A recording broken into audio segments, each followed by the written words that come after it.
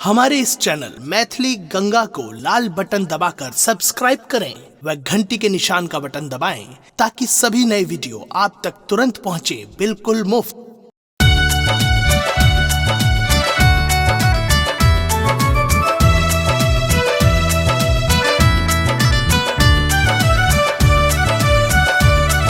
अपने सुन रही थी गंगा कैसेट की प्रस्तुति। गौरी पूजन हम जैब यो रघुनंदन स्वामी। गौरी पूजन हम जैब यो रघुनंदन स्वामी।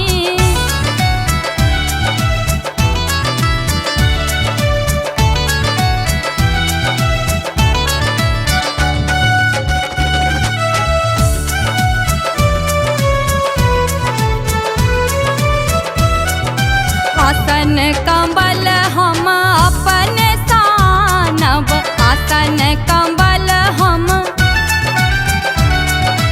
आसन कंबल हम अपन सानब।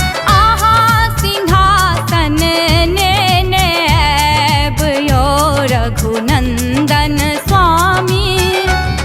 गौरी पूजन हम जैब यो रघुनंदन स्वामी।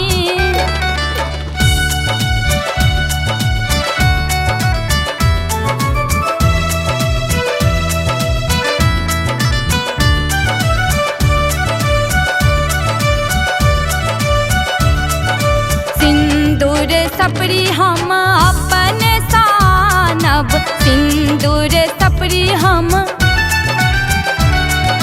सिंदूर सपरी हम अपन सानब। आहा गंगा जल नेने ऐब यो रघुनंदन स्वामी। गौरी पूजन हम जैब यो रघुनंदन स्वामी।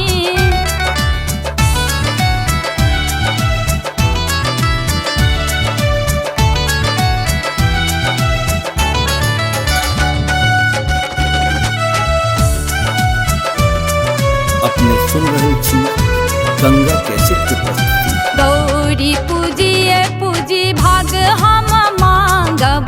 गौरी पूजिए पूजी,